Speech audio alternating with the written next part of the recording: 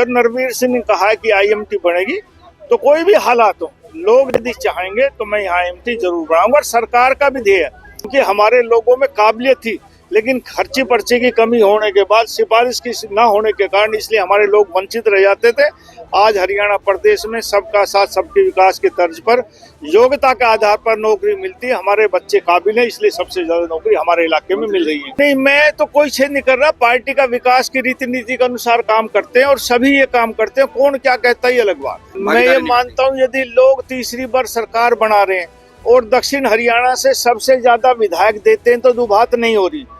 किसी आदमी के एक कहने से वोट नहीं मिलता। पार्टी जब अच्छा काम करती तभी आम जनमानस अपना मानस बनाता है कि मैंने इस पार्टी के हक में मतदान करना है। ना कोई ऐसी पैकेट जो आपका आदमी के मन की जो इच्छा होती है वो आदमी व्यक्त करता है। और प्रजातांत्रिक प्रणाली में यही एक तरीका अपनी बात कहने का।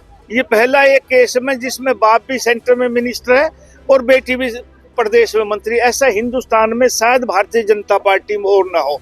नहीं साहब, सीएम तो पार्टी बनाती, कोई एक विधायक या 5 विधायक नहीं बना सकते। पार्टी जो फैसला करती है वो प्रदेश के हित में करती है।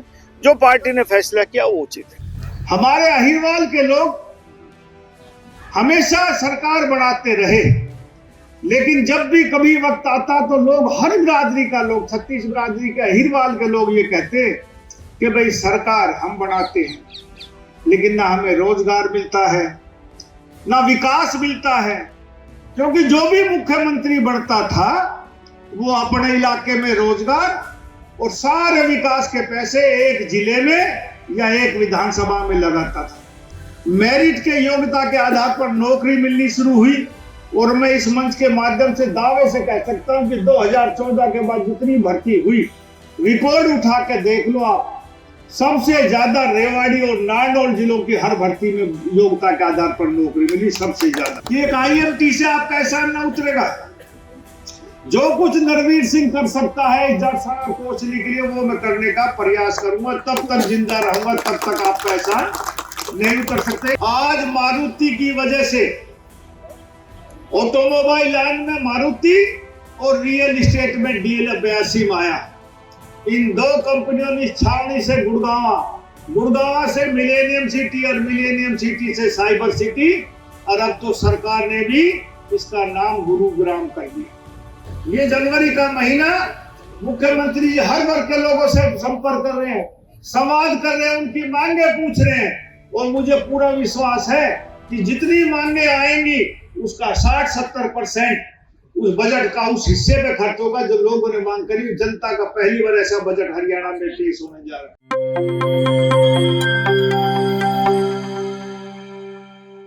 16 जनवरी को वन, पर्यावरण एवं उद्योग मंत्री राव नरवीर सिंह रेवाड़ी जिले के दौरे पर थे।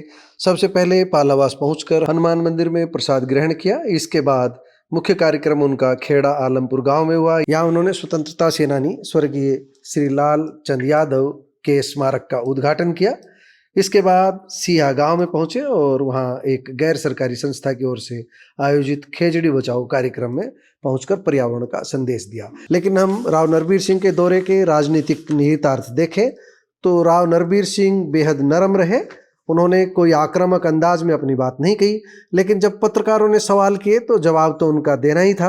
दौरे की खास बात यह रही कि राव नरवीर सिंह ने खुद सीधे अपनी ओर से अपने भाषण में न राव इंद्रजीत सिंह पर न आरती राव पर किसी तरह का निशाना साधा। इशारों में भी उन्होंने कोई कटाक्ष जैसी बात नहीं की, लेकिन पत्रकारों ने जब सवाल किए तो उन्होंने अपना जवाब दिया, केवल अपनी बात कही। एक खास बात इस दौरे की और बता दें, मुकेश कापड़ीवास उनके साथ खेड़ा आलमपुर के मंच पर थे और उन्होंने रणधीर सिंह कापड़ीवास के भतीजे मुकेश कापड़ीवास, और उन्होंने जो कहा उसका सार यही था कि राव इंद्रजीत सिंह की राजनीति आप लोग देख चुके हो, आने वाले समय में राव नरवीर सिंह की राजनीति को आगे बढ़ाना है। उनकी भाषण की शैली में यही अंदाज था और वह ये कहना चाह रहे थे कि राव इंद्रजीत के कारण, राव इंद्रजीत परिवार के कारण यह इलाका पिछड़ा है। लेकिन वह शायद ये भूल गए कि भारतीय जनता पार्टी 11 साल से सत्ता में है और इस बार भी भारतीय जनता पार्टी की ही सत्ता है। अगर अब भी यह इलाका पिछड़ा हुआ है तो फिर इसके लिए किसे जवाबदेह ठहराया जाए, ये किसी दिन मुकेश कापड़ीवास से बात होगी। आइए राव नरवीर को सुनते हैं। नरवीर सिंह की बात सुनने के बाद राव इंद्रजीत सिंह और आरती राव की वह क्लिप जरूर सुनिए जो उन्होंने दुभात को लेकर और भाजपा की थाली में छेद को लेकर कही थी। आपको सब कुछ स्पष्ट हो जाएगा कि राव इंद्रजीत सिंह और आरती राव ने क्या कहा था और राव नरबीर सिंह ने उसका क्या जवाब दिया। हमारा ये मानना है कि दुभात को लेकर नायब सिंह सैनी सरकार पर राव इंद्रजीत ने निशाना नहीं साधा था और आरती सिंह राव ने भी केवल राव नरबीर को लेकर अपनी बात नहीं कही थी। उन दोनों की बातें आप लास्ट में सुनेंगे तो आपको सब समझ में आ जाएगा। आइए राव नरबीर को सुनते हैं।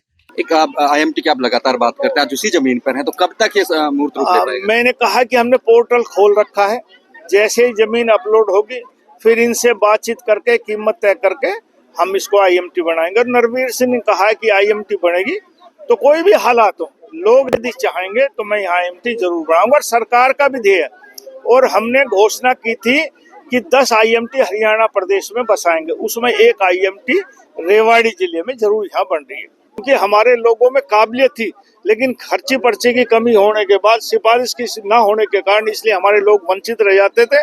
आज हरियाणा प्रदेश में सबका साथ सबके विकास की तर्ज पर योग्यता के आधार पर नौकरी मिलती है। हमारे बच्चे काबिल हैं, इसलिए सबसे ज्यादा नौकरी हमारे इलाके में मिल रही है। इस पूरी सवाल के लिए हम भूमिका बना रहे हैं, वो एक सवाल ये है कि आरती राव ने अभी कहा है कि जो राव के खिलाफ बोलते हैं उनके खुद के वजूद नहीं होते, राव का सहारा लेके अपना वजूद बनाते। नहीं, ऐसा नहीं है, नहीं, उनका भी वजूद है, मैं ये नहीं कहता उनका वजूद नहीं है, लेकिन सारा वजूद उनका नहीं है।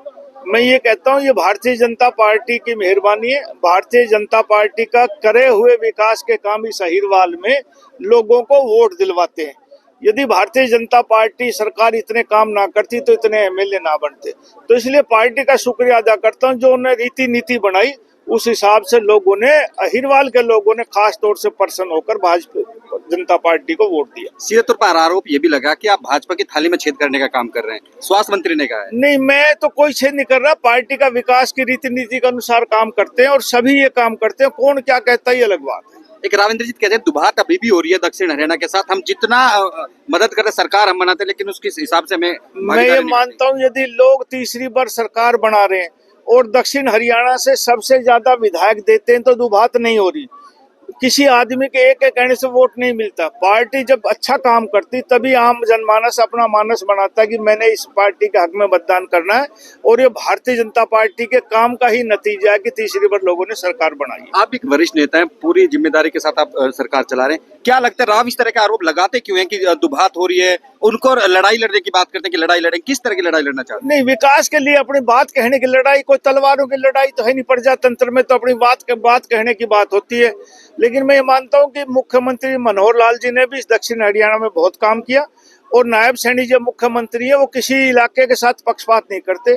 जो भी जायज मांग होती है विधायकों के द्वारा कही जाती है और मुख्यमंत्री उन सब बातों को मानते हैं। पहले आप मदद करने की बात कहते हैं, मैंने मदद करी तब वो लोकसभा पहुंचे, उसके बाद पूरा बखेड़ा खड़ा होता है। राव अभय सिंह बोलते हैं क्या किसी के बैकएंड पे कुछ ये राजनीति चल रही है? कोई ऐसी बैकएंड, जो आपका आदमी के मन की जो इच्छा होती है वो आदमी व्यक्त करता है, और प्रजातांत्रिक प्रणाली में यही एक तरीका अपनी बात कहने का, तो वो बात कही गई। एक लास्ट दुभात पहल प्रदेश, पूरे देश की बात करें, प्रदेश में वो केंद्र में मंत्री है और बेटी यहाँ पे मंत्री है, फिर भी दुभात की बात करते हैं, क्यों लगता है आपको इस तरह से? नहीं, मुझे तो ऐसा नहीं लगता। मेरे हिसाब से देश में ये पहला, मेरे सोच के अनुसार ये पहला एक केस में जिसमें बाप भी सेंटर में मिनिस्टर है और बेटी भी प्रदेश में मंत्री। ऐसा हिंदुस्तान में शायद भारतीय जनता पार्टी में और ना हो। तो व्यक्तिगत तौर पर सोचो तो पार्टी ने उनको बहुत कुछ दिया है, बाकी क्या इच्छा नहीं पूरी है मुझे पता नहीं, लेकिन वैसे पार्टी ने बहुत कुछ दिया। सीएम वाला दर्द तो नहीं पीड़ा भारती बार बार? नहीं साहब, सीएम तो पार्टी बनाती, कोई एक विधायक या 5 विधायक नहीं बना सकते। पार्टी जो फैसला करती है वो प्रदेश के हित में करती है, जो पार्टी ने फैसला किया वो उचित है। सर, अरावली का एक बड़ा मसला चल रहा है, आप किस तरह से देखिए? आपने कहा भी प्रोजेक्ट था कि ड्रीम प्रोजेक्ट उसको लेके, अरावली पे अब स्टे लग चुका, और मैंने जब भी कहा था, जब अगर कोर्ट ने स्टे नहीं लगाया था, कि हम ऐसा कोई काम नहीं करेंगे जिससे लोग ये कहें कि अरावली में नुकसान हुआ है। कोई नया पहाड़ लीज पे नहीं दिया जाएगा, और अरावली को बचाने के लिए आज भी मैं जा रहा हूँ सिया गांव में, जो हमारा पुराना जाटी के पेड़ होते थे, रोहिड़ा के होते थे, हम इनको वन्य जीव प्राणी के तहत इनको और भी हम सुरक्षित करने के लिए प्रोग्राम बना रहे हैं। अगले बजट में इसको डालेंगे ताकि हमारे जो पुराने पेड़ हैं उनकी पेड़ों की रक्षा हो सके। और वायु देवता प्राणी में मैं उन 5-6 किस्मों के पेड़ों को शामिल करने की इस बजट में कोशिश करूंगा कि जाट, जाटी, रोहिड़ा, जाड़, जो पेड़ हमारे यहाँ नेटिव पेड़ हुआ करते पुराने जमाने में, उन पेड़ों को संरक्षित सुरक्षित करने का काम भारतीय जनता पार्टी की सरकार कर रही है। हमारे अहिरवाल के लोग हमेशा सरकार बनाते रहे, लेकिन जब भी कभी वक्त आता तो लोग, हर बिरादरी का लोग, छत्तीस बिरादरी के अहिरवाल के लोग ये कहते कि भाई सरकार हम बनाते हैं, लेकिन ना हमें रोजगार मिलता है ना विकास मिलता है, क्योंकि जो भी मुख्यमंत्री बनता था वो अपने इलाके में रोजगार और सारे विकास के पैसे एक जिले में या एक विधानसभा में लगाता था। उदाहरण के तौर पर जो मुख्यमंत्री बना, 2000 पुलिस की भर्ती आई तो 1000 अपने जिले में ले जाता था, 1000 पूरे हरियाणा में बांटता था, उसमें बड़ी मुश्किल से नंबर आता था। लेकिन 2014 के बाद व्यवस्था परिवर्तन हुआ, मेरिट के योग्यता के आधार पर नौकरी मिलनी शुरू हुई, और मैं इस मंच के माध्यम से दावे से कह सकता हूं कि 2014 के बाद जितनी भर्ती हुई, रिकॉर्ड उठा के देख लो आप, सबसे ज्यादा रेवाड़ी और नारनौल जिलों की हर भर्ती में योग्यता के आधार पर नौकरी मिली, सबसे ज्यादा।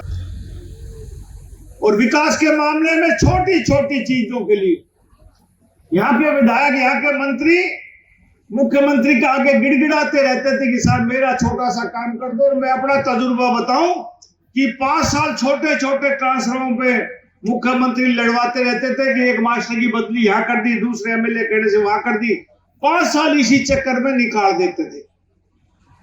लेकिन ऑनलाइन ट्रांसफर हुआ, आज सेक्रेटेरिएट में एक भी मास्टर आपको दिखाई नहीं देगा जो 2-2, 3-3 महीने तक एमएलए और मंत्रियों के चक्कर काटा करते। मनोहर लाल जी ने एक ऐसी व्यवस्था करी कि ऑटोमेटिकली सब क्लिक दबाओ, एक ही बटन से सारे ट्रांसफर हो जाते हैं। तकरीबन हर महकमे में ऑनलाइन ट्रांसफर हो गया। अब विधायक और मंत्री का काम सिर्फ विकास करना है, विकास की फाइल निकालना है, तभी विकास के काम हरियाणा में हो रहे। एक आईएमटी से आपका एहसान ना उतरेगा।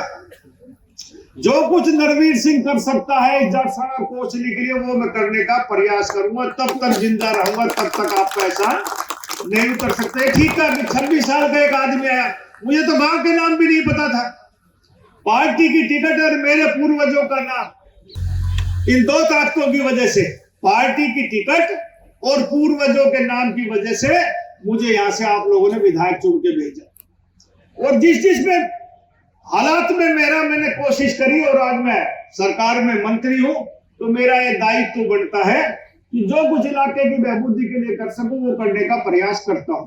आज मारुति की वजह से ऑटोमोबाइल लाइन में मारुति और रियल एस्टेट में DL82 आया।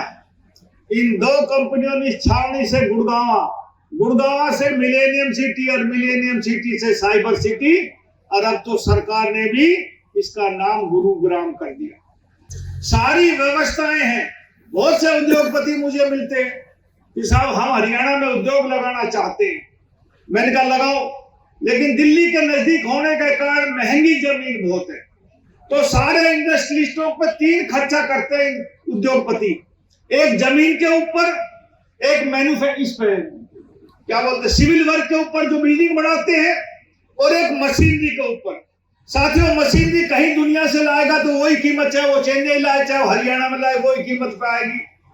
मकान कॉस्ट ऑफ कंस्ट्रक्शन 2-4% फर्क पड़ सकता है, गुड़गांव में और चेन्नई में उतने में पड़ेगी, लेकिन वहां जमीन लाखों रुपए एकड़ में मिलती है, और यहाँ दिल्ली के आसपास और हरियाणा में करोड़ों रुपए एकड़ मिलती है। इसलिए उद्योगपति हरियाणा की तरफ कम प्रीफर करता है। साथियों, इस बजट में बहुत सी सुविधाएं आपको मिलने वाली है। ये जो बजट आएगा, हरियाणा का आम आदमी, आम वर्ग से जुड़ा हुआ बजट होगा। जब बजट जिस दिन पेश हो, आप देखना हर आदमी की इच्छा पूरी होगी। ये जनवरी का महीना मुख्यमंत्री जी हर वर्ग के लोगों से संपर्क कर रहे हैं, संवाद कर रहे हैं, उनकी मांगे पूछ रहे हैं, और मुझे पूरा विश्वास है कि जितनी मांगे आएंगी उसका 60-70% उस बजट का उस हिस्से पे खर्च होगा जो लोगों ने मांग करी। जनता का पहली बार ऐसा बजट हरियाणा में पेश होने जा रहा है। आपकी बहबूदी के लिए काम ना हो तो ऐसा ये सरकार काम क्यों करेगी? ये कोई कुंभ का मेला तो है नहीं कि 12 साल में भरेगा। 5 साल में जनता के बीच में हम लोगों ने आना है। आपके खिलाफ ऐसा कोई काम ये सरकार नहीं करेगी जो आपके हितों की अपेक्षा करता हो, उपेक्षा करता हो। मोदी जी ने नारा दिया कि 1 पेड़ माँ के नाम। मैं उससे भी बढ़ के कहता हूं कि हम तकरीबन लोग हिंदू धर्म से ताल्लुकात रखते हैं, अरे एक पेड़ तो वो अपने मरने के बाद भी अपने साथ ले जाते हैं, जो हमारे जलाने के काम आता है। इसलिए 2 पेड़ लगाओ, एक अपने लिए और एक आने वाली नस्लों के लिए, जो अच्छी आबो हवा में सांस ले सके। मेरे पास एनवायरमेंट महकमा है कि जितने ये NGO सोशल हेल्प ग्रुप है, ये जो भी ये पॉलीथीन का या उसका कागज का या जूट का बैग बनाएंगे, जितना इनका खर्चा आएगा, आधा खर्चा पर्यावरण विभाग इसका अपने ऊपर खर्च करेगा। आप करो। हमारे दक्षिण हरियाणा के ही नहीं, हमारे पूरे हरियाणा के बहुत बड़े नेता है राव इंद्रजीत सिंह जी। इसमें किसी के दिल में कोई दोष, कोई शुबा नहीं है इस बात की।